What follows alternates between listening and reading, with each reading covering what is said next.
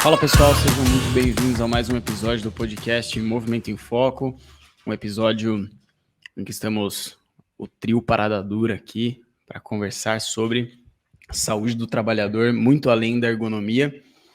Então, levantamos, como sempre, as caixinhas lá no nosso Instagram para responder algumas perguntas de vocês, mas, de qualquer maneira, iremos iniciar o papo aqui com o nosso convidado / integrante, senhor Franco Chamorro, e o Franco que é, então, todo mundo já conhece o Franco, né? Um dos hosts aí do canal, e ele que é supervisor de estágio prático, né, em fisioterapia na saúde musculoesquelética, de uma forma geral, tanto para graduação quanto para pós-graduação, lá dos cursos do HC. Franquinho, primeiramente, boa noite. Boa noite, Cássio, tudo bem? Noite. Boa noite.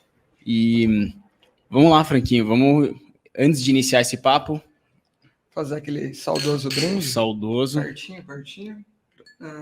Boa, muito bom. Boa. Bom, vocês já sabem, quem tá ouvindo de casa, tá treinando, ouvindo, tá, enfim, tenha esse som como uma meta próxima aí, né? E, bom, Franco, conte pra gente por que você tá aqui. Eu já dei uma breve introduzida, um pouco aí do seu currículo relacionado à área. Você já imaginou trabalhar com saúde do trabalhador, cara? Nunca imaginei. Isso realmente eu nunca imaginei. Pelo contrário, né? Pelo contrário. A história vai mostrar que o caminho não seria esse, mas pelo jeito tinha que ser. Você quer a história verdadeira? Dá tempo de contar as duas versões? Acho que dá. A história verdadeira do porquê a gente tá gravando aqui hoje foi por culpa do Vanderlei. Eu não estava associando. Não estava associando? Culpado. Achei que era a história verdadeira do porquê você foi. Não, do porquê a gente está gravando sobre esse tema. Vanderlei pipoqueiro. Né? Aí vocês vão ouvir no momento certo a versão dele. Mas a minha versão é que ele é pipoqueiro. Vanderlei fica chorando para ser convidado, faz aquele doce, aí a hora que a gente convida ele pipoca. Vanderlei, para quem não sabe, ele é um treinador, ele trabalha com correção e ajuste de mecânica do nado lá na Care Club, e ele tá com a meta aqui, quando vier, de bater o número de visualizações que ele tem lá no episódio dele no Estema. Então, olha a concorrência aí. Vai bater. É o mínimo. Só o que ele não vai bater é no Estema passar o meu episódio. Isso ele não vai. Seu episódio é o número 1? Ô, louco, que moral. É o primeiro que foi gravado, né? Tem mais tempo de casa, sim. Mas tá na frente. Tá na frente. Só que o Vanderlei veio passando todo mundo, já tá em segundo. Tá em segundo. E ele foi gravado agora, né? Então... Caramba. Ele tá na esperança de me passar, mas não vai. Vamos ver. Mas então, a história verdadeira do porquê que eu fui parar na saúde do trabalhador... Vamos lá. Lá atrás, o porquê que eu... talvez nunca tenha imaginado, foi porque na pós-graduação, quando eu estava lá em 2017 fazendo a pós em fisioterapia esportiva, um dos blocos de estágio que tinha passava pela saúde do colaborador. E naquele momento, eu já tinha vivenciado um pouco na graduação a experiência de atender reeducação funcional, de atender outras demandas que a gente tinha fora do ambiente esportivo. E para mim aquilo não fazia muito sentido naquele cenário. E tinha essa proposta, aquele estágio, né, de você ver a reeducação funcional acontecendo além do ambiente esportivo, entender que aquilo é uma dinâmica e uma linha de raciocínio que funciona para qualquer tipo de paciente. Só que como eu já tinha essa experiência e eu estava vidrado querendo aprender e desenvolver mais sobre esporte, eu levei a ideia para a Marcela de substituir o estágio. Aí ela falou com o pessoal lá de dentro, com a Rita, com a Clarice, e pediram para eu montar uma proposta que fizesse sentido e como que eu poderia levar isso depois para os alunos. Então eu peguei 2 ambulatórios para substituir. Um era do Malcolm, de fisiatria, relacionado com esporte, e o outro era da cirurgia ortopédica esportiva, que pega casos principalmente de joelho, pega bastante coisa relacionada a LCA, menisco, e era uma vivência e abordagem que a gente ainda não tinha muito dentro da pós-graduação. Então rolou fazer essa barganha, no final das contas, e aí o que eu tive que fazer no contraponto, foi simplesmente levar um pouco da experiência para todo mundo. O que eu aprendi lá com o Malcolm, que aprendi um pouco sobre agulhamento, ondas de choque, coisas que a gente usa bastante hoje em dia, mas que na época não era tão difundido assim.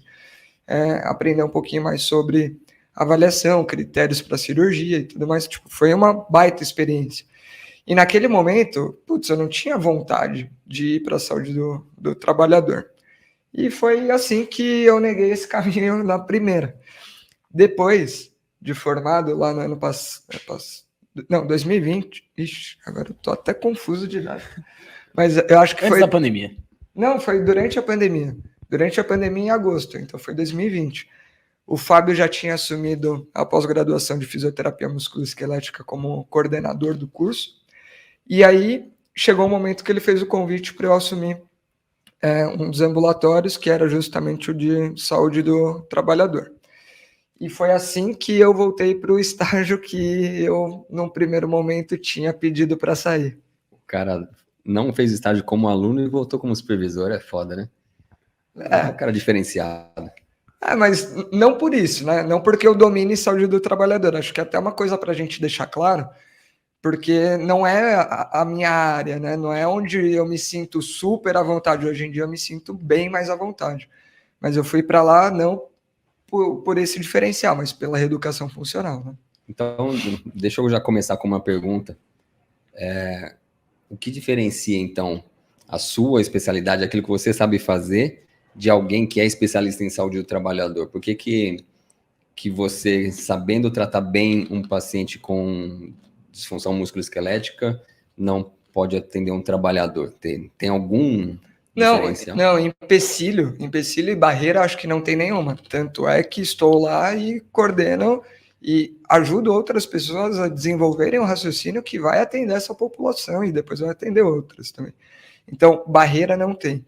Mas tem um diferencial que dá para notar, que é na formação deles, eles acabam, só para entender aqui um pouco da dinâmica, meu estágio passa pós-graduação e graduação, em dias diferentes, eles se encontram, então segunda, quarta e sexta, graduação, quarta e sexta, pós-graduação, e na segunda tem o pessoal da residência, que passa com a Aloma, que é outra fisioterapeuta lá do serviço. E eles vivem isso, vivem o que é a saúde do trabalhador, que entendem um pouco mais de regras de trabalho, de entender um pouco mais de questões específicas de normas, normativas, direitos e tudo mais, coisas que, cara, para mim não é fácil e eu não entendo e não domino. Então, o critério de a pessoa tem um critério justo ou não de estar afastada do trabalho, enfim, isso para mim realmente me falta. Só que não é um empecilho pensando no fisioterapeuta, porque o fisioterapeuta tem que saber gerir a parte da saúde musculoesquelética. Então, aquilo que me falta, eu busco com alguém que saiba, busco com elas, busco com o médico, enfim. Então, dá para complementar. Aí, qual que é a grande vantagem vindo da reeducação funcional? É o olhar um pouco mais 360, envolvendo a funcionalidade de todos os colaboradores lá do HC. Então, até o nosso tema é indo um pouco além, né? Além da ergonomia, que é algo que, pelo menos durante a graduação, é o que a gente vê associado a esse público. Outra coisa que a gente vê super associado é ginástica laboral, né? Então, a gente vê muita modificação do ambiente, muita coisa voltada à interrupção da jornada de trabalho com pausas ativas e tudo mais, a fugir do foco daquela jornada, mas ver pouco sobre como adaptar também o trabalhador ao que ele tem que fazer para ele performar melhor dentro daquilo, além de um olhar um pouco mais global no que é saúde mesmo desse colaborador. Então, acho que a reeducação me agrega muito nessa linha. Perfeito. Quando eu fiz essa pergunta, eu já imaginava a resposta.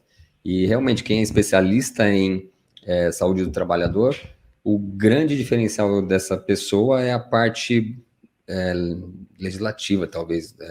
Ele entende das normas, da legislação, mas atender o paciente com disfunção musculoesquelética relacionada ao trabalho não difere em nada de atender o paciente com disfunção musculoesquelética relacionada ao esporte ou atividade de vida diária. funcionalidade como qualquer outra, né?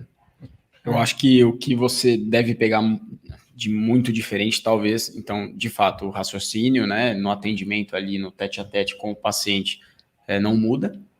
O que muda é justamente, né, como as várias áreas da físio, o que muda é a população. Sim. Né? E aí eu imagino que seja um grande desafio, estando dentro do HC, né, apesar de, enfim, um centro enorme ali, um hospital gigante, um complexo gigante, que na teoria a gente gostaria de ver pessoas, né, que trabalham no setor da saúde saudáveis, e eu acho que não é tanto que você encontra, né, não sei, você que lida com os dois mundos, né, o atleta, o cara muito ativo, e por um outro lado, uma população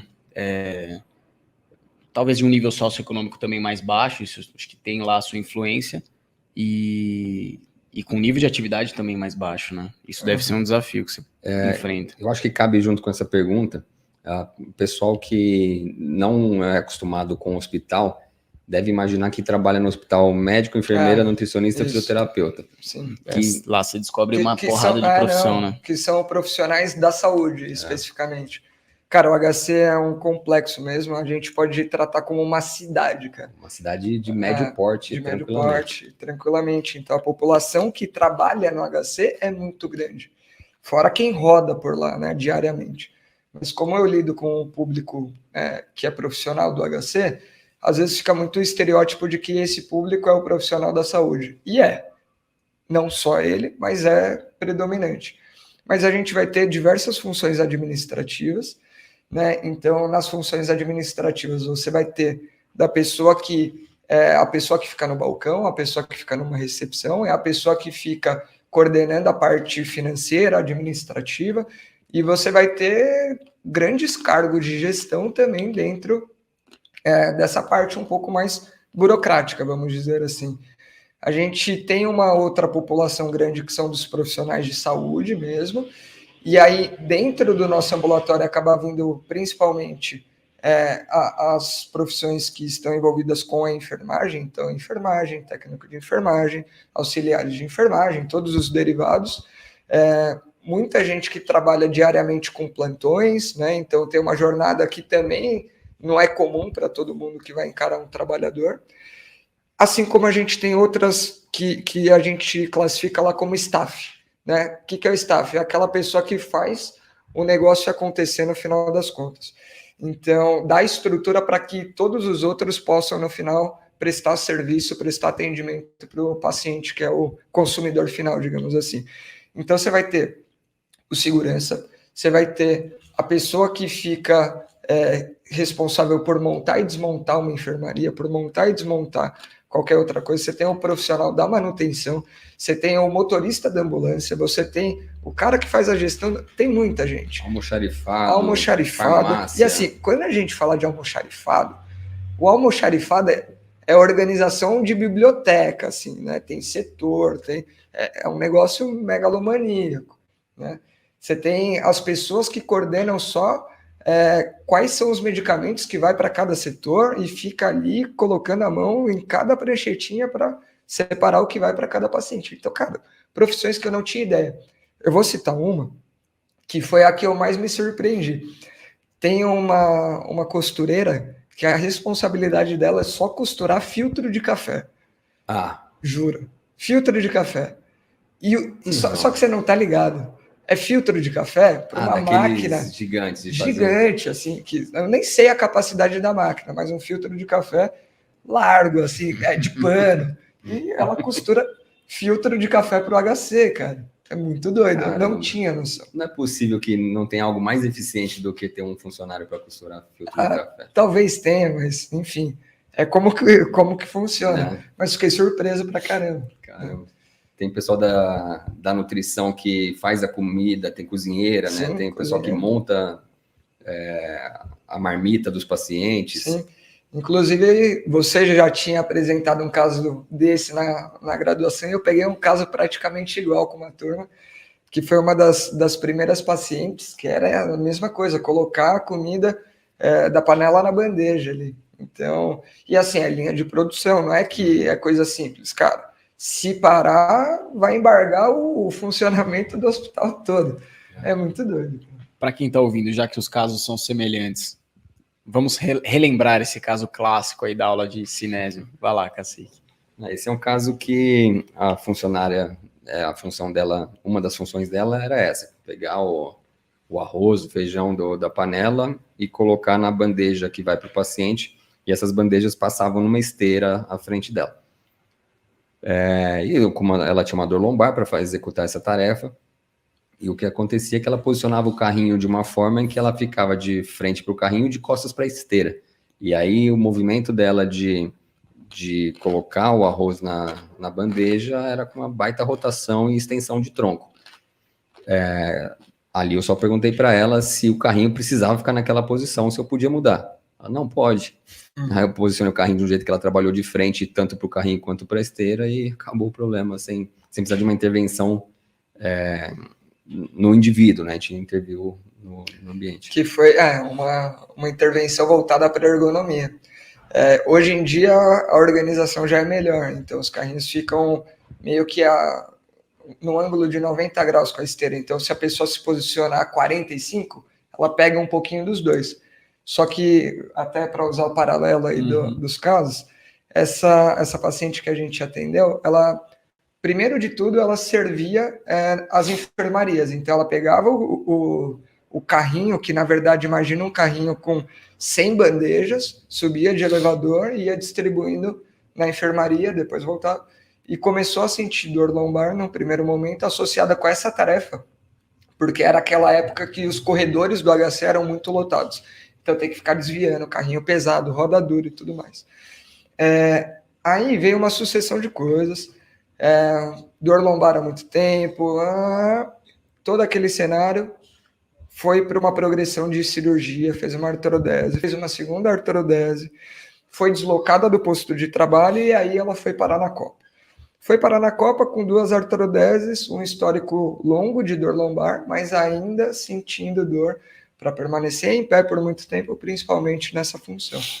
E aí a estratégia, por mais que ela não tivesse de costas, era muito semelhante. Alguém que usava pouca estratégia de movimentação da base de apoio, tendia a permanecer com uma postura meio relaxada, solta, passiva, aumento das curvaturas geral, e tudo às custas de coluna, nem membro superior funcionava muito bem para fazer essa transferência. Então, até certo ponto, guardava muita semelhança. E depois foi uma abordagem que teve um quê de ergonomia, mas teve muito mais do ajuste dela, funcionalmente, para cumprir melhor a mesma tarefa. Então, foi um caso super legal. Quem atendeu foi o Everton, um dos primeiros alunos que a gente supervisionou lá. Então, enfim, só já que falou de caso, né? Queria voltar à pergunta. Desafios de atender uma população mais sedentária em comparação com o que é sua zona de conforto em termos de população, vamos dizer assim. Cara, assim, os desafios são muito grandes, mas ao mesmo tempo eu consigo levar muito do que eu tenho como formação para o ambiente. Acho que isso é uma vantagem. Cara, trabalhar com uma população que é inativa, sedentária, com comorbidades e que não gosta de exercício, já é um desafio por si só, porque nossa terapêutica é muito ativa, ela não é passiva. Então tem um trabalho inicial grande, assim, do convencimento, de entender que a melhor solução é o movimento. Eu tinha muito também o estereótipo, até para complementar, de que, tipo, putz, o trabalhador às vezes não quer muito, né? Ele tá buscando na fisioterapia uma forma de fugir do trabalho. É claro que tem isso. Mas, cara, é minoria. Eu coloco ele quer um afastamento, né? Não, isso é realmente minoria. Tem, a gente detecta, esse cara não vai melhorar porque o desfecho dele não é melhorar, ele não quer isso, então ele quer confirmar que ele tá mal e que é a pior coisa da vida dele, e ele vai dar o jeito dele para isso.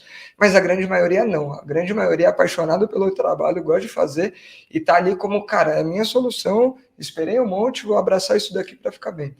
Então, ao mesmo tempo que é difícil convencer que o exercício é a forma, a gente tem eles querendo voltar. E a partir do momento que você vai dando orientação, explica, a pessoa vai tendo resultados, o jogo vai revertendo, né? E aí, qual que é a vantagem também de ouvir de outra área, eu acho? que eu acabo valorizando muito o esporte, o exercício mais do que o esporte, e tentando sempre transformar aquele primeiro momento como uma forma de, cara, vamos tentar introduzir o esporte como uma nova peça da sua vida. Então, levar para além daquilo, além do momento terapêutico, uma mudança, nem que seja pequena, começar uma caminhada, e muitas vezes tenta descobrir o que você gosta de fazer. Seu primeiro desafio vai se mover, vai buscar academia, yoga, pilates, fica à vontade, desde que não tenha restrições, né? Mas fica à vontade para testar. Legal, legal demais. E, cara, dos pacientes que você já atendeu, enfim, você tem uma ideia de... Tenho duas perguntas, que acho que elas fazem sentido juntas. Ideia mais ou menos de média, assim, de sessões que esses pacientes passam lá no ambulatório, com os alunos, com você. E, enfim, nesse desafio de deixá-los, de qualquer maneira, tentar plantar a sementinha do esporte, da atividade física. Se você teve algum relato meio de médio prazo, pelo menos, de pacientes que já passaram nesse ambulatório e que agora realmente mudaram, incrementaram o esporte como mais uma peça de fato na vida. Você colheu feedbacks assim já? Tá. Da primeira pergunta, em relação ao número de sessões. Como são dois cursos diferentes, isso varia um pouco, porque depende um pouco da experiência na abordagem, mas na média tem sido 10 a 12 sessões, para uma resolução ok da grande maioria dos casos. Ok, eu quero dizer o quê? Muitos casos a pessoa realmente resolve. Alguns desses casos a pessoa sai com um caminho de resolução, melhora da queixa, mas tendo que dar continuidade. Então passa uma autorresponsabilidade grande para o paciente.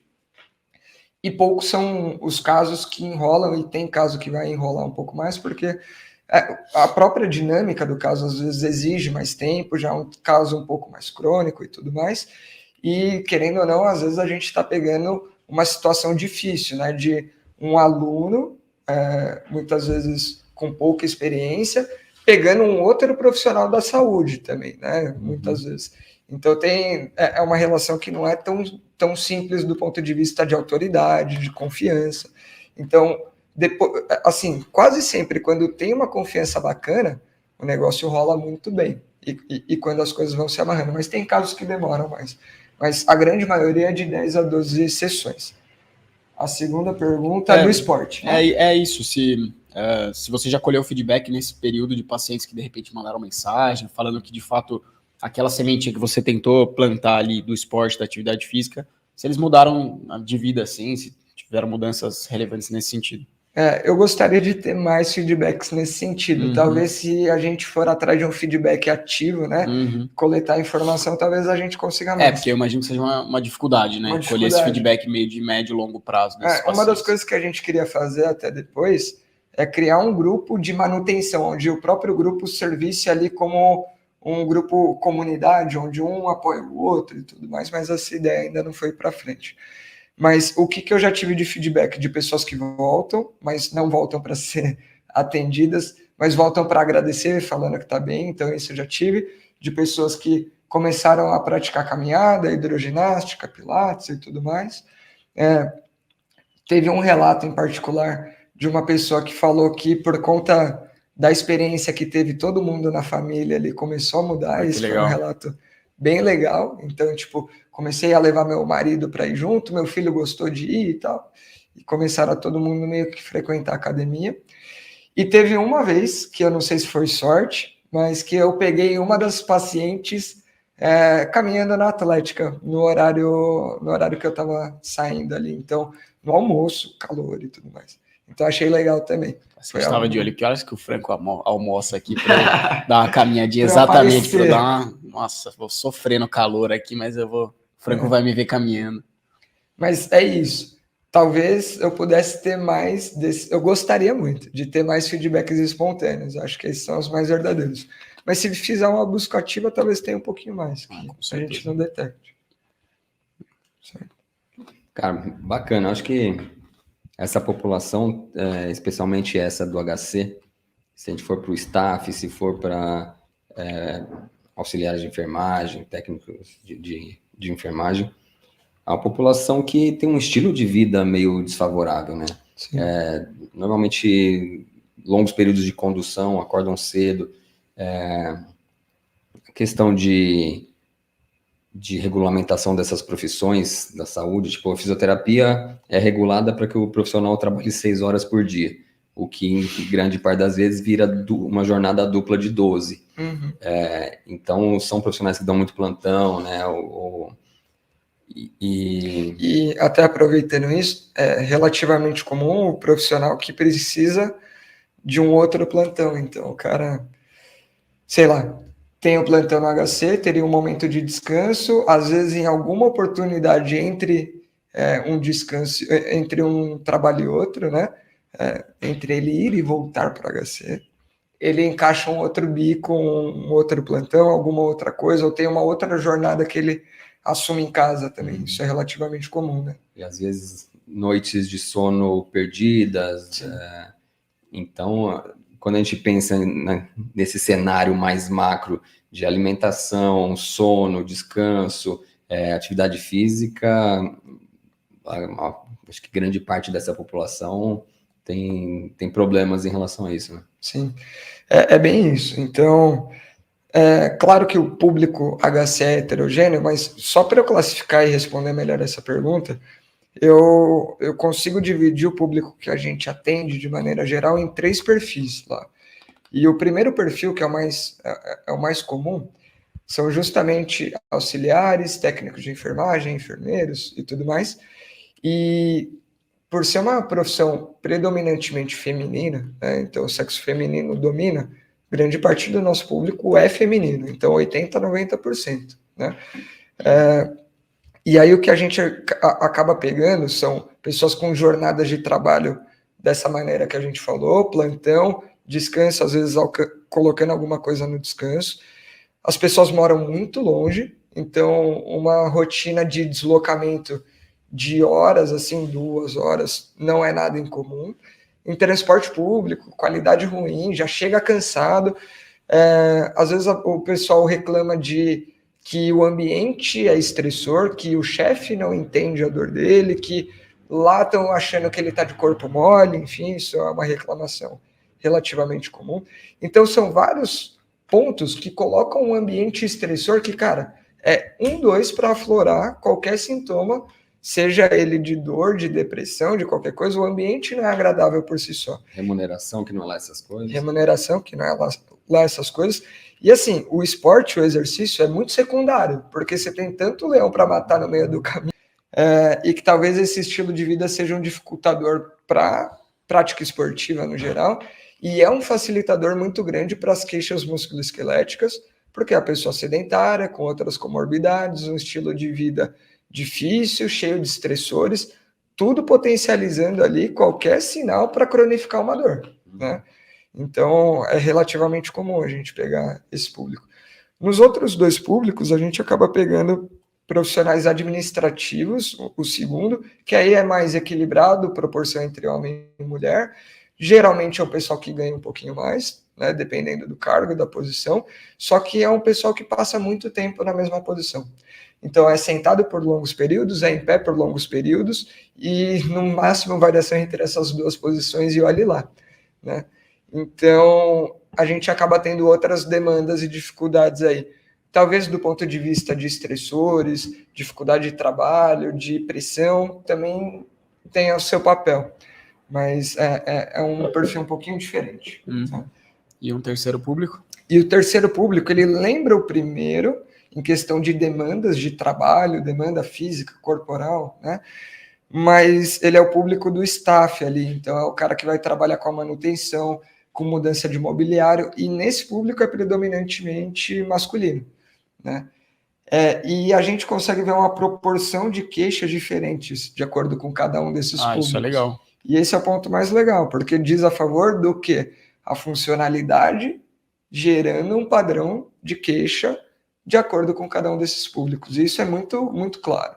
A gente vai pegar no primeiro público queixas de esqueleto axial, principalmente, e no esqueleto axial, predominantemente lombar, associado com tarefas que exijam carga, transferência do paciente do leito para a cadeira, condução dele da cadeira para o banho, manipulação no banho. Então, essas situações que exigem transferência, principalmente.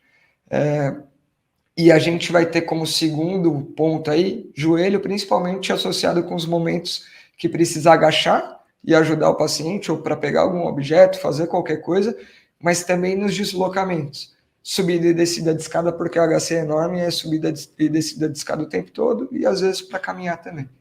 Então é legal a gente conseguir correlacionar que grande chance de vir esse primeiro público, e quase sempre vem com alguma queixa ou de esqueleto axial, principalmente lombar, ou de membro inferior, principalmente joelho, para essas tarefas que eu falei. Isso é fácil de detectar. Claro que tem queixas em outros segmentos, né? Mas é meio que a persona, sabe? É quem vai chegar, tem grande chance de ser assim. Legal. Legal. E os outros 2 públicos, então, só para fechar a frequência das queixas, né? Tá, nos outros 2 públicos, quem trabalha no administrativo, predominantemente esqueleto axial, e aí é muito associado com a permanência na postura, permanecer ali digitando, trabalhando na frente do computador, ou permanecer em pé também. Então, são pessoas que talvez a capacidade de permanecer seja tão importante, e às vezes ela vai para uma postura realmente que não é das melhores, e também tem o hábito de não interromper essa postura. Tenho que terminar a tarefa, vou até o final, e no final a pessoa só levantou para ir no banheiro e nem para beber água, porque a garrafinha fica ali. Então é relativamente comum a gente pegar esse tipo de situação. Talvez não seja só lombar, e aí começa a distribuir um pouquinho mais para torácica, uma queixa predominantemente muscular, e cervical, muito relacionado com a função de membro superior na digitação. Isso a gente pega digitação, manipulação ali dos externos do computador. E fala o outro também? Pode falar, já estamos aqui, estamos né? aqui. O outro é muito parecido com o primeiro, só que nessa outra população que faz muito carregamento. Né? Muito carregamento, posturas às vezes mais difíceis, porque tem que ficar semi-ajoelhado, ajoelhado para fazer uma manutenção sei lá, uma tomada, alguma coisa que seja baixa. E a gente acaba pegando esqueleto axial, predominantemente lombar, igual no outro público, para essas tarefas de carregamento, agachar e tudo mais. Joelho para agachar e se deslocar, andar e tudo mais. E acaba pegando talvez um pouquinho mais de ombro e cervical associado com os momentos que precisa fazer alguma manutenção, alguma coisa com alcance superior. Então, acho que no geral a gente pega isso. Claro que tem coisas diferentes, tem muita coisa específica de cada profissão e de cada atuação, mas o grosso com certeza é isso. Legal. Eu só estou pensando que ia ser legal o Franco contar algum caso, algum outro caso. O cara do motorista da ambulância. Esses casos são legais. Esses casos são legais porque a vantagem de atender na saúde do trabalhador, assim como atender no esporte, é a chance de você ir para a beira de quadra. E a nossa beira de quadra é o local de trabalho do paciente. Então, a gente teve um caso de um paciente, motorista de ambulância, que ele veio com uma dor em cotovelo associada principalmente ao momento que ele tinha que colocar o paciente e tirar o paciente da ambulância. Trabalha muito tempo na função e tudo mais, e principalmente quando ele tinha que fazer algumas transferências dos pacientes do ICR. ICR é o Instituto da Criança. E lá até as crianças, dependendo em nível crítico, que estão entubadas, e imagina como que é uma maca de uma criança que está numa condição dessas. Então ela é toda cheia de aparato, toda protegida, então ela fica meio que num bercinho ali como uma gaiolinha fechada, com acessos laterais, simplesmente, e com suporte ventilatório, com oxigênio, muita coisa pesada. Então fica uma estrutura pesada mesmo. E aí, quando esse cara tinha que fazer as transferências, ele tinha um jeito muito peculiar e diferente de fazer, diferente de todos os outros, né? Então, na hora que ele ia fazer, pouca participação do membro inferior para pegar essa maca que às vezes estava posicionada lá embaixo. Imagina que a maca ela tem que entrar num trilho na ambulância com as rodinhas da frente, então ele tem que destravar para poder dar um clique lá e naturalmente os pés da maca dobrarem, e ele vai fazendo a condução. Acontece que o destravar e o clicar lá depende só de você nortear um pouco com o olhar o trilho ali, fazer tudo certinho e conduzir. Então, um trabalho muito mais de suporte do que de força e de cuidado para não mexer muito a maca, no final das contas. E ele não. Ele, na tentativa de zelar pelo paciente, ele era hiper cauteloso e tirava as rodas do chão antes da hora. Ou seja, suportava tudo com o membro superior, um cara que não é muito alto, muita flexão de cotovelo, elevação de ombro e toda a carga ali para essa região, fazendo um trabalho ali que não precisava ser dessa região. Então, foi muito interessante ver, porque no momento da avaliação inicial, o cara estava muito satisfeito porque tinha um puta tesão de trabalhar, estava doido para voltar a trabalhar, estava afastado do trabalho por conta da dor, estava querendo morder Deus e o mundo porque estava afastado. E foi uma experiência legal porque no momento que a gente começou a falar para ele que estava relacionado com a função, que ele começou a sacar isso, ele começou a comprar o negócio de tal maneira de, cara, não, eu consigo ir lá, vamos conversar. Um cara super desenrolado falou, vou falar com a minha chefia, vamos lá ver e tal. E marcou de ver, e cara, vendo a ambulância, vendo como ele executa, tentando entender com mais detalhe tudo que ele tem que controlar, é uma vantagem muito grande do que o simular no ambulatório, que a gente pegou pistas. Mas é aquilo, sempre que você está simulando, você perde muita informação. Então esse foi um caso para mostrar que realmente, se pode, vai, avalia em loco, que vai ser muito mais certeiro, sabe?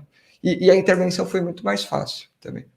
Gostei dessa, que dá para ir para a beira do campo, né? Você vê a pessoa trabalhando no ambiente de trabalho dela mesma, né? Então dá para ver exatamente indivíduo, tarefa e ambiente. Sim, essa é uma grande vantagem. Não é todo mundo que a gente consegue, porque dependendo do ambiente a chefia não deixa, dependendo do ambiente realmente não vai poder.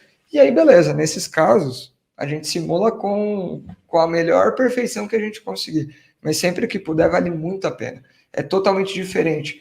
Eu até comecei a falar com mais frequência para os alunos da importância de entrar no mundo do paciente. Uhum. Entender muito mais, porque o paciente, no primeiro momento, ele traz, não, é na hora que eu tenho que pegar peso. E para ele está muito claro o que é o pegar peso. Uhum. E na sua cabeça, no momento que você entende o pegar peso, você está com uma realidade, tá? Mas não é vergonha nenhuma. Pergunta, o que é esse pegar peso? O que é que a gente está falando, né? A gente aprende termo novo lá diariamente, com certeza diariamente. Isso é um linguajar muito clássico nosso, né? A professora Clarice costumava falar, existe ficar em pé e ficar em pé. Então, a tarefa é subir escada. Mas que escada é essa? Né? Que tarefa é essa de subir escada? É só subir escada para mudar de andar ou é subir escada para carregando um peso? Ou, né? Então, pegar peso. Pega o peso da onde? Do chão para botar no alto? É de um carrinho para outro carrinho? E que peso é esse? Que peso também? É esse? E que relação você tem com esse peso? Porque o paciente, frequentemente, ele traz peso ao peso.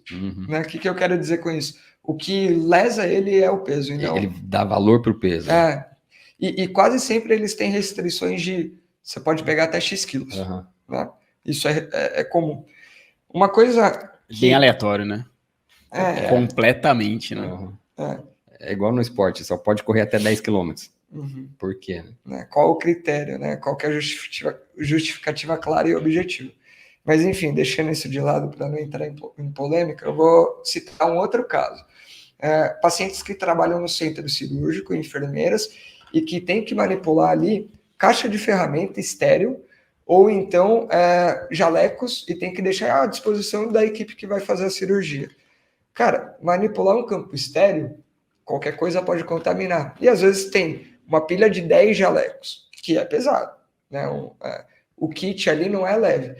E que a pessoa costuma fazer nessa situação? Não posso contaminar, eu ponho longe do corpo. Então não é só o peso, é o braço de alavanca que cria a partir daquela posição. Então é totalmente diferente você pegar um peso próximo de você e sustentar um peso enquanto você tem que abrir o campo estéril longe de você. Então, cara, se você não vai entender a minúcia do que é a tarefa da pessoa e qual que é o controle, que é diferente de pegar um peso e de tomar cuidado para não contaminar, entendeu? Você falando né, qual é a relação que tem com o peso, me lembrei dos carregadores de mala nos aeroportos. O cara taca a mala num desprezo por aquela mala, Eu já tenho umas 3 malas quebradas em viagem, assim. Mas é isso. E provavelmente, se você for perguntar para ele por que ele tem dor, ele vai falar que é do peso. Não, mas acho que essas relações E ele que é um cara que se poupa completamente de qualquer cuidado com a sua mala. E talvez com a coluna dele. O cara tem dor relacionada à repetição de arremesso de mala, tá ligado? O cara tem lesão típica do arremessador, né? Mas é isso, cara. Posso pegar mais uma cerveja aqui? Pode. Deu calor. Eu vou continuando aqui enquanto você pega, Fran.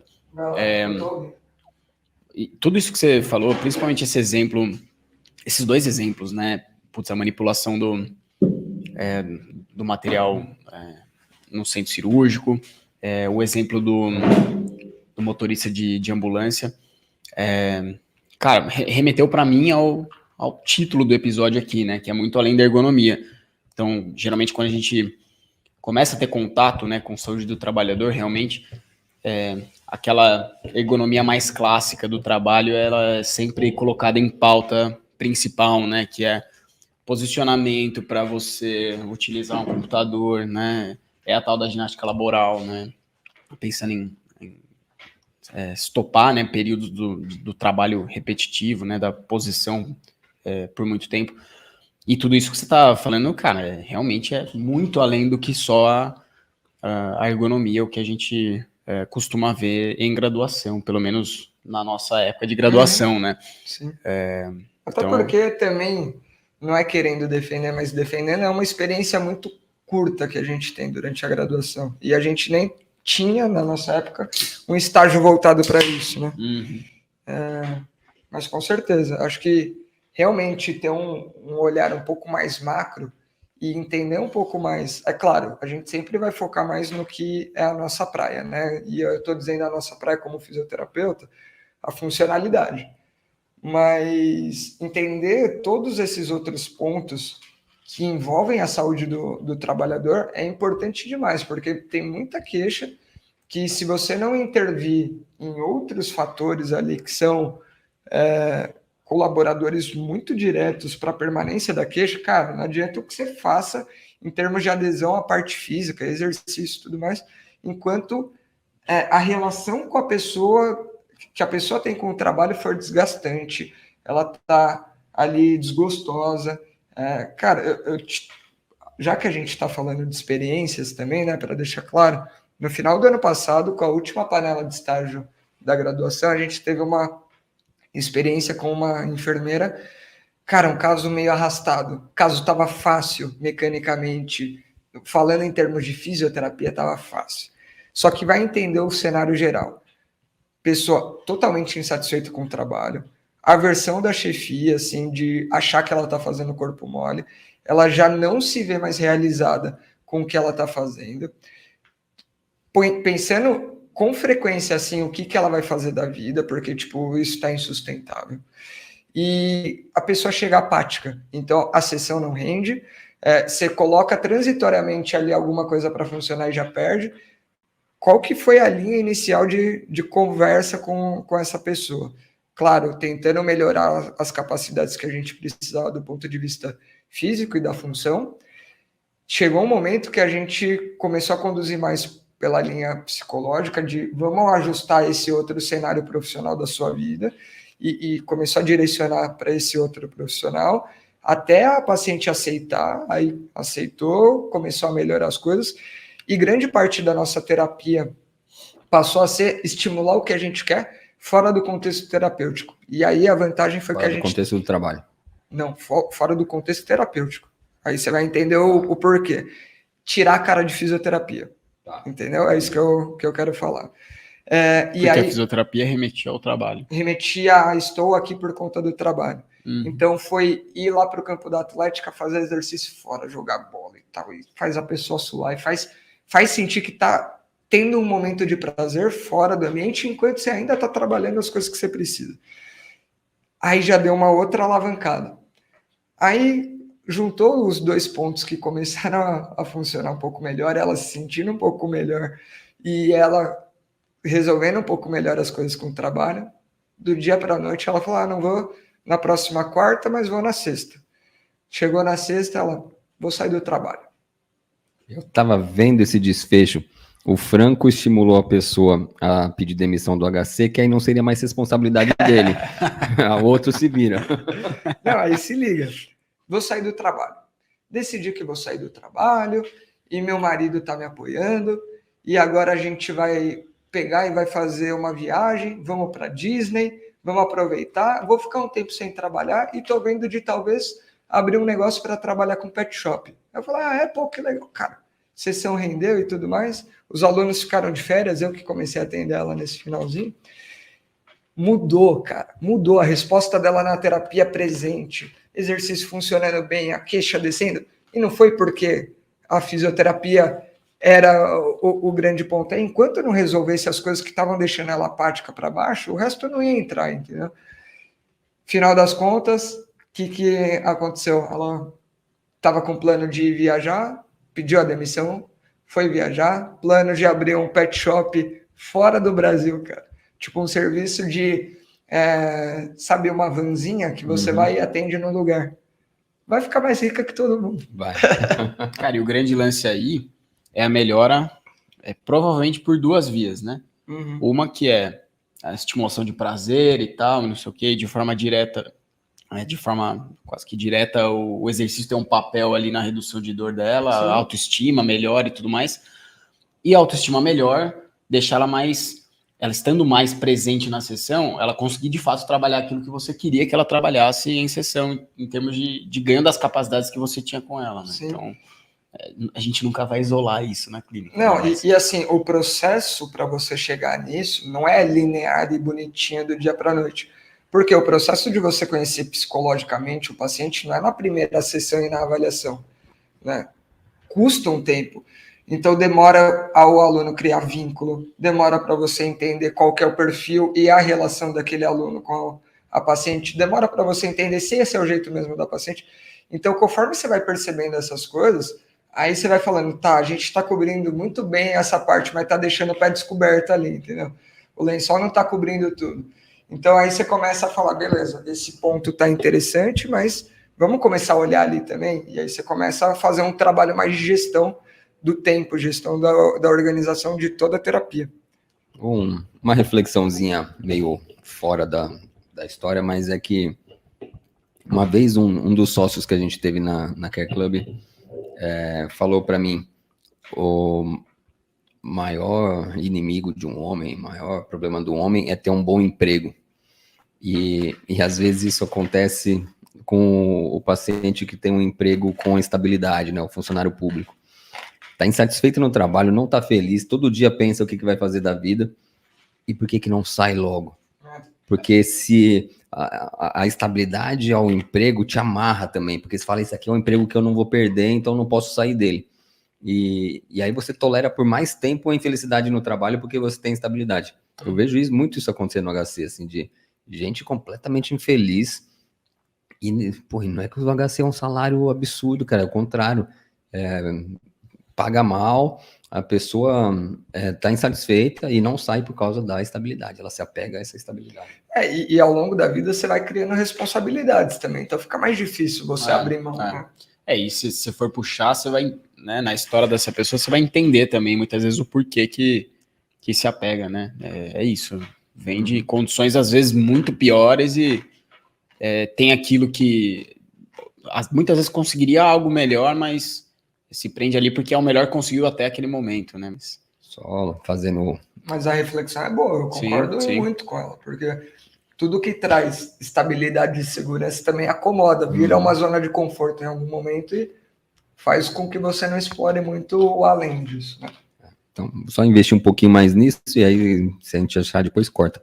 Mas eu ouvi isso porque ele estava falando de mim. Eu tenho um bom emprego dentro do cenário da fisioterapia, o meu emprego na USP é um bom emprego. E tem estabilidade, eu sou CLT, eu posso ser mandado embora, mas funcionário público, concursado, então...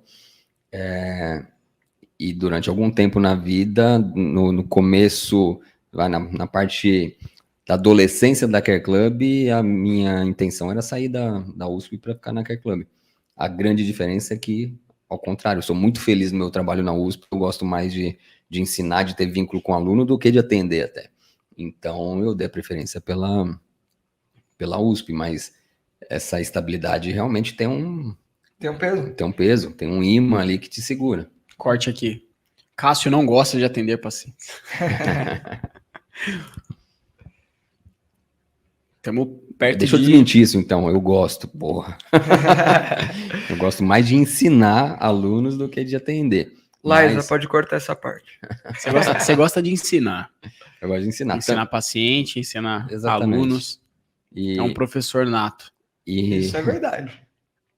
E aí, dentro do ensinar fisioterapeutas, eu não consigo achar que um bom professor de fisioterapia não atende paciente, ele vai ensinar aquilo que ele não faz. Uhum. Então, o atender paciente, inclusive, é uma ferramenta para poder ensinar com mais propriedade.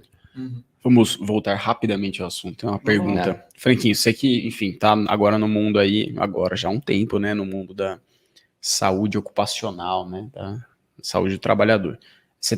Como você comentou, existe uma diferença entre você que não é especializado na área para os profissionais que atuam e são especialistas na área da saúde do trabalhador.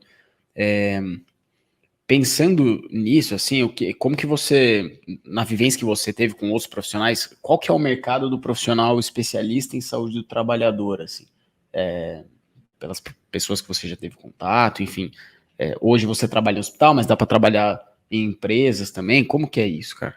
Cara, o mais comum é ir para a empresa, né? Então você vai ter, talvez, a sua empresa, ou você vai ser o fisioterapeuta contratado para gerar ali um diagnóstico laboral, né? E aí você vai ser contratado, sei lá, por uma empresa de aviação para ver qual que é a prevalência e se tem alguma coisa que pode ser feita para melhorar afastamento. É um trabalho mais a nível, entre aspas, populacional do que o seu, de fato. Você é uma atenção à saúde do trabalhador, mas é ali clinicando ali, né? Diretamente com o paciente no ambulatório, né? Então, grande parte é esse mais populacional, onde você vai tentar intervir em questões ergonômicas ou em questões comportamentais ali que envolvam o ciclo de trabalho para tentar acertar a massa e aí trazer resultados para a empresa. E em colateral também ao colaborador, né? Já que o colaborador colabora para a empresa.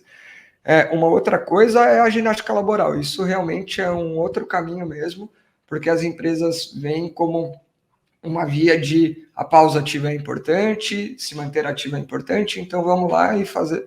Só que esse é um caminho que eu acho que está perdendo e vai perder muito nos próximos anos, porque talvez o pessoal comece a entender que se é para fazer exercício, tem exercício melhor.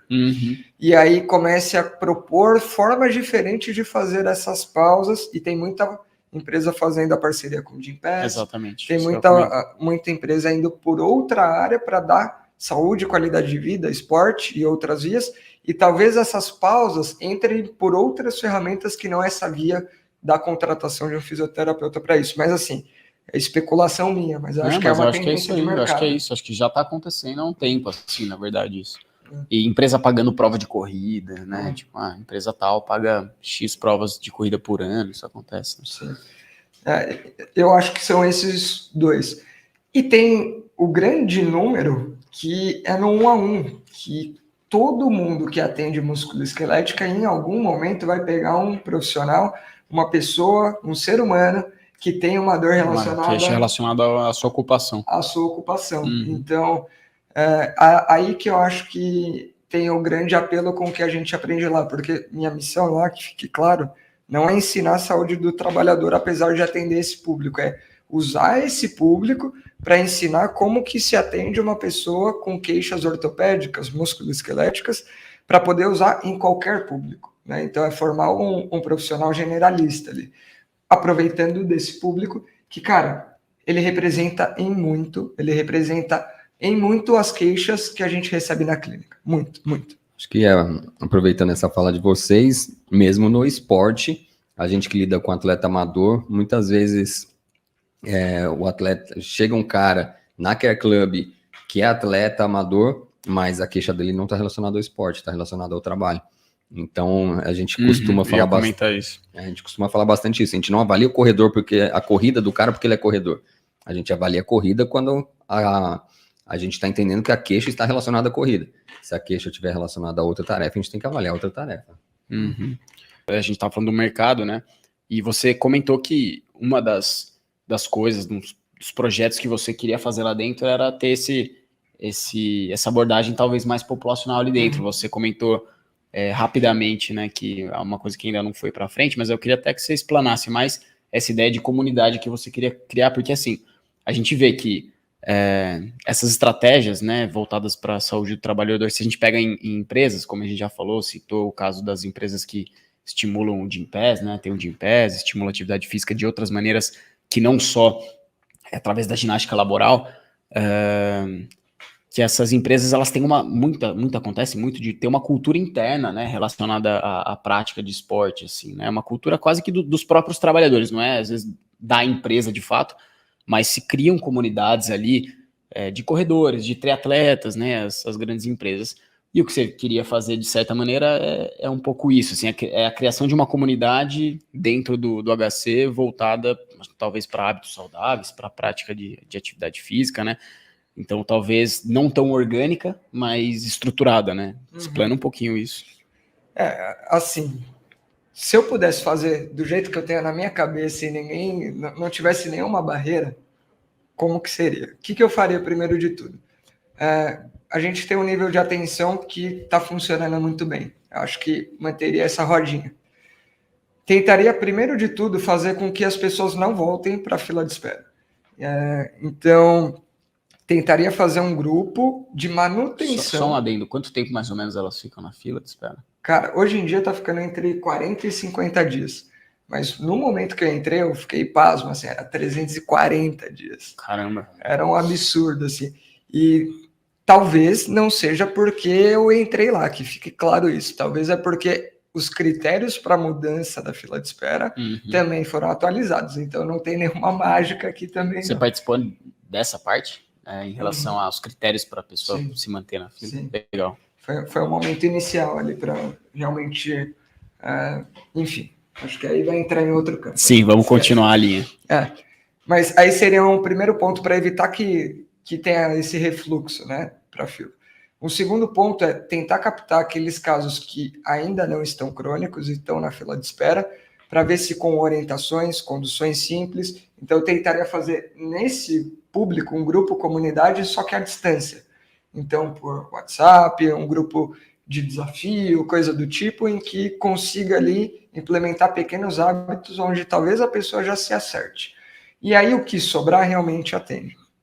Se tivesse muita estrutura, tudo lindo, aí talvez começaria a pensar em mais abordagens assim voltadas para a população mesmo. Tudo, acho que nessa linha de aproveitar o que é a nossa área, que é o esporte, para promover um pouco mais de bons hábitos, só que talvez não só do esporte, mas também da qualidade do uso do corpo durante as funções, principalmente pegando essas atividades básicas que a gente já falou, que é a locomoção, andar, subir, descer escadas. Se todo mundo conseguir fazer isso bem, talvez a grande maioria se beneficie. Agachar e pegar peso no chão, sentar e levantar, coisas simples do dia a dia. E algumas tarefas de manipulação do membro superior, principalmente acima do nível da cabeça. Se a grande população souber fazer isso bem, acho que já dá para dar uma boa enxugada nessas queixas que a gente tem.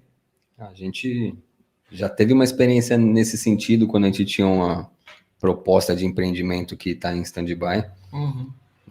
Que fique claro aqui, uma das primeiras propostas de empreendimento, olha lá como a saúde do trabalhador persegue. Foi com saúde ocupacional, cara. E a gente fez uma proposta para uma empresa baseada nisso, né? Em treinar tarefas simples e comuns aos trabalhadores. E foi uma experiência interessante. A gente fez um piloto numa empresa de tecnologia. A princípio, os funcionários gostaram, teve demanda para continuar, mas a vida fez a gente botar isso em stand-by. Um dia volta. Foi a segunda batida essa daí. Não, mas vamos para lá. E a terceira vez ficou que foi o HC. Verdade, nem lembro. Legal. Olha lá, te persegue, cara. Não tem como, referência. Especialista em saúde do trabalhador. Tenho duas coisas para adicionar aí, cara. Vou primeiro adicionar e depois é uma pergunta, né? Que é a diferença da prevenção, né? Estratégia de prevenção baseada em tarefas, em funcionalidade, não baseada em tecido, né? Então, acho que isso que é bem relevante. Tecido em segmento corporal, Tecido né? em segmento, né? Então, como a gente já disse aqui, a gente não... eu pelo menos, não gosto muito da ideia do fisioterapeuta especialista em segmento, em articulação, né? Você pode conhecer muito bem uma articulação, mas acho que isso é meio que obrigação, na verdade. E a questão é ser especialista em movimento, em funcionalidade, né? E aí, uma pergunta, na verdade, você levantou um plano ideal do que seria isso, né? Essa criação dessa comunidade. Você vê, de repente, você veria talvez a necessidade de um profissional de educação física atuando nessa... Com certeza. Muito provavelmente. Acho né? que assim, a partir do momento que você joga para um nível mais populacional, assim, no nível 1 a 1, já tem que ter essa interação com outros profissionais. Esse, inclusive, é um ponto que a gente tem o benefício de o aluno, ele interage, e eu fico muito feliz com isso, entre outros da mesma profissão. Então, o aluno de graduação com o de pós com supervisor e trainee, tá todo mundo ali no mesmo pacote. Isso só é permitido pela uniformidade na linguagem, né? Isso. E aí o pessoal da graduação ainda de segunda consegue pegar o pessoal da residência. Então tem uma troca muito legal, mas ainda muito dentro da física. Já é bem genérico, muitas experiências, mas ainda dentro da física. Um ponto interessante que é pedido do aluno, é demanda minha, e eu gostaria de estruturar isso, é ter mais participação nas nossas discussões de outros profissionais, coisa que a gente já vê no esporte, né, com um psicólogo, mas talvez sendo algo pontual de, cara, esse caso aqui ia se beneficiar de uma discussão com psicólogo, com psiquiatra, com o médico do trabalho. Será que a gente consegue chamar o médico, esse profissional, para participar aqui e tentar fazer essas coisas, talvez não tão amarradinhas com frequência, mas de acordo com a necessidade. Então, esse é um objetivo que eu acho que é mais tangível. Só que, assim, a partir do momento que a gente leva para uma estratégia mais de grupo, macro, quanto mais gente olhando para esse grupo, melhor. E aí o profissional de educação física vai ser talvez a pessoa melhor para conduzir muito bem ali uma sessão de grupo, tem muita experiência com isso, com exercício, com alterar rapidamente, coisa que às vezes o aluno da graduação, da pós-graduação talvez tenha mais, mas da graduação não tenha muito esse repertório, esse jogo de cintura. O grande, acho que, desafio, quando a gente está falando de uma estratégia de prevenção a nível mais de grupo, eu imagino que seja... É adesão. Acho que é adesão. Eu ia falar isso, adesão, eu ia usar outra palavra, mas para dizer adesão mesmo, é o engajamento, eu ia dizer. O engajamento dos participantes ali, né? Acho que isso é o mais difícil. E isso que você citou, acho que é uma capacidade que o profissional tem que ter de fato, que é a capacidade de se adaptar. Puta, não teve engajamento aqui, é o plano A, B, C, D, e vamos seguir. E tem uma coisa, rapidinho. Quando o cara tá na física, ele tá por necessidade, ele não tá porque gosta. E aí você consegue fazer alguns exercícios porque tem que fazer. Mas na hora que o cara tá no exercício ali para manutenção de um estilo de vida, não dá mais para ser por obrigação. Não dá para ser. Você tem que trazer algum outro apelo que agregue e ele queira estar ali continuamente. E quase sempre vai ser a via do prazer. Viu, Drauzio Varela? Eu sou um discípulo de Cássio, né? Então não tem como. Mas é sério, eu acredito muito forte nisso. E acredito a tal ponto... Dá para dar o spoiler quem que a gente vai trazer para falar sobre mudança de hábitos ou não? Não, deixa rolar. Tá bom. Não é o Drauzio Varela. Mudança de hábito é o Whoopi. Isso é de tiozão, porque é um filme que chamava Mudança de Hábito. Que virou musical. Olha só. E eu não sei falar o nome da atriz. Temos dois tiozões aqui, tudo bem, beleza. Não, eu sei porque eu fui ver... Eu sou o tio Pira e os dois tiozões são os outros aqui. Eu fui ver porque o pessoal da Reactive trabalhou. Não, é porque agora tô se explicando. Não, fui ver porque não sei o quê. Perdi o rumo total. A gente tava falando sobre... Mas só para resumir agora e fechar, né? Para dar o final. Esqueci sobre o que a gente tava falando exatamente. Não sei. Vi que... Musicais. Não, antes disso. que Ah, não, a gente sobre tava- mudança de hábito, né? Então, enfim, não vamos Ah, não, revelar. a gente estava falando. Isso, a gente estava falando sobre a importância do profissional de educação física. Exatamente. Eu fiz o parêntese. Exatamente. Beleza. Deixa eu encerrar. Ah, Vai, não sei, vai. já perdeu, né? Não, vai. Fechou, né? Não sei. Não, no parêntese que eu tinha feito. Era para falar. Ah, lembrei. Corte em algum momento, tenta encaixar isso da forma que dela. Mas uma das coisas é que eu tenho visto que talvez a físio não precisa ser esse exercício goela abaixo. Ela pode, se a gente começar a trazer vias mais prazerosas de fazer fisioterapia, talvez a gente tenha ainda mais adesão e não só pela necessidade. E eu digo isso porque eu tenho tido cada vez mais demanda de pacientes que querem fisioterapia por manutenção e prevenção. E aí, cara, é chato você fazer alguma coisa por manutenção e prevenção só porque é obrigado. Então, trazer um contexto ali talvez um pouco mais interessante seja bem legal e eu tenho experienciado isso. Está sendo muito bom. Legal, muito bom. Franquinho, agradeço aí você ter aceitado o nosso convite aqui do canal Movimento em Foco. Eu que fiz o convite. É verdade, ele que fez. A gente tá na casa dele. Mas eu queria inverter o jogo aqui. Tá bom. Então vamos lá. Inclusive, vou dormir hoje ali no cantinho. Enfim, é isso. Obrigado aí. Foi legal pra caramba. A gente tava devendo esse episódio, fazia mó tempo, né? Na real. Eu tive o episódio que eu falei sobre pós-op. O Cássio sempre tem episódios dedicados a ele. Essa cabeça pensante. Primeiro, os dois primeiros. Os dois primeiros. E, enfim. Não, teve mais. Teve mais. Os outros foram nossos, né? Ah, tá bom. Deixa aí. Então, dessa vez, finalmente, Franco Chamorro aqui falou sobre saúde do trabalhador, muito além da ergonomia. Espero que vocês tenham gostado do episódio. Agradeço a permanência. Não sei se tem alguém ao vivo nos assistindo, mas agradeço aí quem está nos acompanhando nas plataformas de áudio. Muito obrigado. Se vocês tiverem dúvidas, mandem pra gente. O Franco vai responder. Aliás, A Vicky falou que tem uma dúvida, é isso? Tinha uma dúvida. Tinha uma pergunta, é verdade. Vamos ver se a gente consegue encontrar aqui. Vamos lá, pergunta sobre, então, saúde do trabalhador. O João Daré pergunta. Eu imagino que a pergunta seja a seguinte.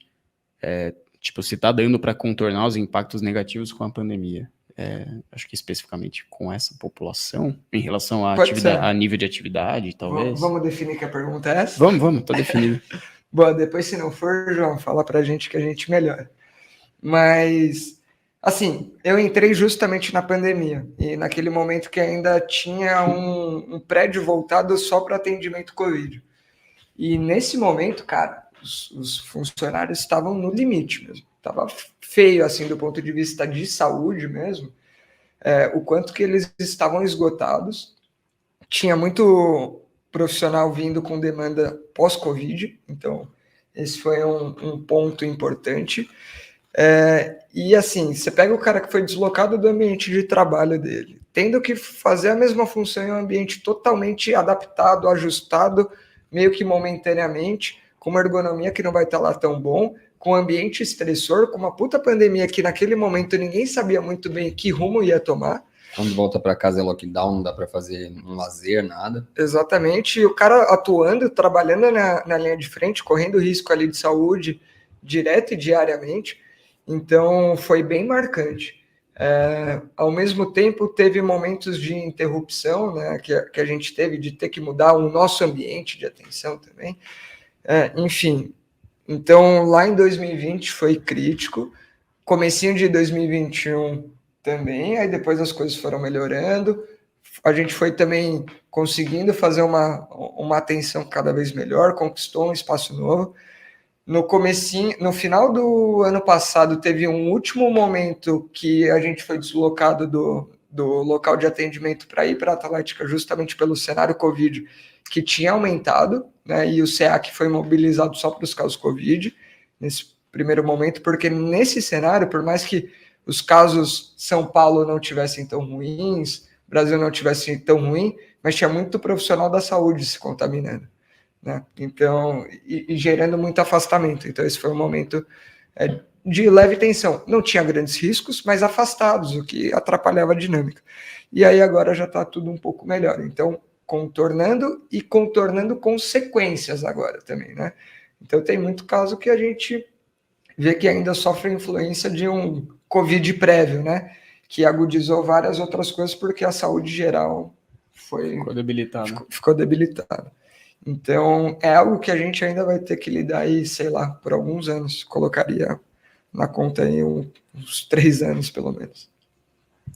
Respondido, João. É isso. Qualquer dúvida, chame o Franco. Então agora, sem mais delongas, agradeço novamente, Franquinho. Muito Valeu, obrigado, pessoal. pra Valeu quem- pelo convite, hein? Eu tô muito honrado de ter recebido esse convite Você aqui está hoje. muito honrado de estar na sua casa. Porra, muito bom. E foi convidado só porque o Vanderlei deu o cano.